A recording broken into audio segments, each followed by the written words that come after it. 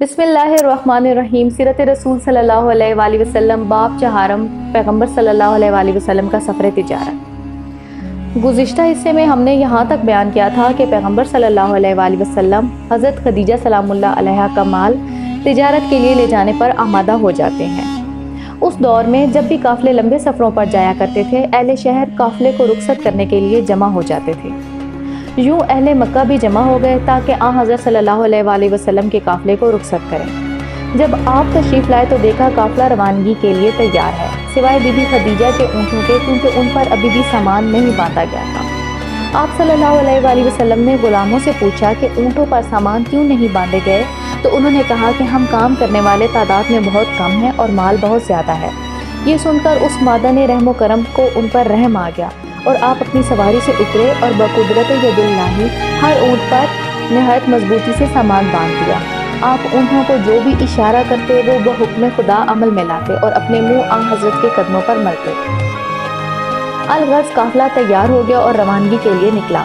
جب یہ لوگ جوفۃ الوداع تک پہنچے تو مطعم بن عدی نے کہا، اے گروہ قریش، ہم کافی لمبے سفر پر روانہ ہوئے ہیں، لہٰذا مناسب ہے کہ ہم ایک ایسے شریف ترین شخص کو قافلے سے آگے رکھیں جس پر سب کو اعتماد اور بھروسہ ہو، کسی کو اس سے اختلاف نہ ہو۔ سب نے اس کی رائے کو قبول کیا اور بنی مخزوم نے کہا کہ ہم ابو جہل کو اپنا سربراہ بناتے ہیں، بنی عدی نے مطعم، بنی لوی نے ابو سفیان کو اپنا سربراہ منتخب کیا اور باقی قبیلوں والوں نے بھی اپنے اپنے سربراہوں کے نام بتا دیے۔ لیکن میسرہ نے کہا کہ ہم سوائے محمد بن عبداللہ کے کسی کو قافلے پر مقدم نہیں کر سکتے، اور بنو ہاشم نے بھی یہی کہا۔ اسی بات پر ابو جہل اور حضرت حمزہ میں طلب کلامی ہو گئی۔ یہ دیکھ کر رسول خدا صلی اللہ علیہ وآلہ وسلم نے فرمایا، چچا جان اپنی تلوار میام میں رکھیے اور سفر کا آغاز فتنہ اور فساد سے نہ ہونے دیجیے۔ دن کے اول حصے میں یہ آگے چلیں اور آخری حصے میں ہم آگے چلیں گے۔ غرض قریش آگے ہوئے اور قافلہ چل پڑا۔ اسی قرارداد کے مطابق سفر طے کرتے ہوئے چند منزلوں کے بعد ایک وادی گئے جسے وادی الاموا کہتے تھے۔ اس وادی میں سیلاب بہت آتے تھے۔ ناگہاں بادل ظاہر ہونا شروع ہو گئے۔ پیغمبر خدا نے فرمایا، اس وادی میں سیلاب کا بہت خطرہ ہے، بہتر ہے کہ ہم پہاڑ کے دامن میں قیام کریں۔ حضرت عباس نے منادی کرا دی کہ تمام اہل قافلہ پہاڑ کے دامن میں آرام کریں اور سامان اونٹوں سے اتار دیں۔ سب نے اس رائے سے اتفاق کیا، مگر ایک شخص نے وہیں قیام کیا اور اس نے کہا کہ اے لوگو، تمہارے دل کس قدر کمزور ہو گئے ہیں، تم ایسی چیز سے بھاگتی ہو جس کی کوئی آثار ہی نہیں۔ ابھی وہ یہی گفتگو کر رہا تھا کہ آسمان سے پانی برسنا شروع ہو گیا اور وہ اپنی جگہ سے حرکت بھی نہ کر پایا تھا کہ سیلاب نے اس کے مال کو گھیر لیا۔ 4 روز تک تمام افراد حضرت کے ساتھ صحیح و سالم وہیں ٹھہرے رہے اور ہر روز سیلاب میں اضافہ ہوتا رہا۔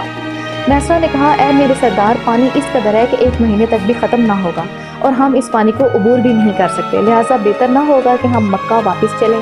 حضرت نے اس کا کچھ جواب نہ دیا اور سو گئے۔ خواب میں دیکھا کہ ایک فرشتہ ان سے کہتا ہے کہ اے محمد صلی اللہ علیہ وآلہ وسلم، کچھ فکر اور تردد نہ کیجیے، صبح کو قافلے کی روانگی کا حکم دے دیجیے اور پانی کے کنارے جا کر کھڑے ہو جائیے۔ ایک سفید پرندہ آئے گا جو اپنے پروں سے پانی پر ایک خط کھینچے گا، اسی نشان پر آپ بسم اللہ و باللہ کہہ کر روانہ ہو جائیں اور اپنے ہمراہوں سے بھی کہیں کہ یہی کلمات کہتے ہوئے چلیں۔ جو ان کلمات کو اپنی زبان پر جاری کرے گا وہ صحیح و سالم عبور کر جائے گا اور جو نہیں کہے گا وہ ڈوب جائے گا۔ حضرت خواب سے خوش شاد و خرم بیدار ہوئے اور میسرہ سے فرمایا کہ قافلے میں ندا کریں کہ روانگی کے لیے تیار ہو جائیں۔ میسرہ نے اپنا سامان بار کیا اور لوگوں نے کہا کہ اس سیلاب سے کیسے گزر سکتے ہیں، اس پر سے تو کشتی سے بھی گزرنا مشکل ہے۔ میسرہ نے کہا کہ میں محمد صلی اللہ علیہ وآلہ وسلم کی مخالفت نہیں کر سکتا، تم کو اس میں اختیار ہے۔ غرض حضرت صلی اللہ علیہ وآلہ وسلم وادی کے کنارے آ کر کھڑے ہوئے۔ ناگہاں ایک سفید پرندہ پہاڑ کی چوٹی سے اڑتا ہوا آیا اور اپنے مبارک بازوؤں سے پانی کی سطح پر ایک خط کھینچا جو پورے طور پر نمایاں ہو گیا۔ حضرت صلی اللہ علیہ وآلہ وسلم نے زبان مبارک سے کہا، بسم اللہ و باللہ، اور روانہ ہوئے۔ پانی آپ کی نصف پنڈلی تک بھی نہ تھا اور حضرت صلی اللہ علیہ وآلہ وسلم نے پکار کر کہا کہ سب بسم اللہ و باللہ کہتے ہوئے میرے پیچھے چلے آؤ۔ جو شخص یہ کلمہ کہے گا نجات پائے گا اور جو نہ کہے گا وہ غرق ہو جائے گا۔ یہ سن کر سب یہ کلمہ اپنی زبان پر جاری کرتے ہوئے روانہ ہوئے اور سلامتی کے ساتھ اس پانی سے گزر گئے، سوائے ایک شخص کے جس نے بسم اللہ و باللہ نہ کہا بلکہ بسم لات والعزیٰ کہا اور وہ ڈوب گیا۔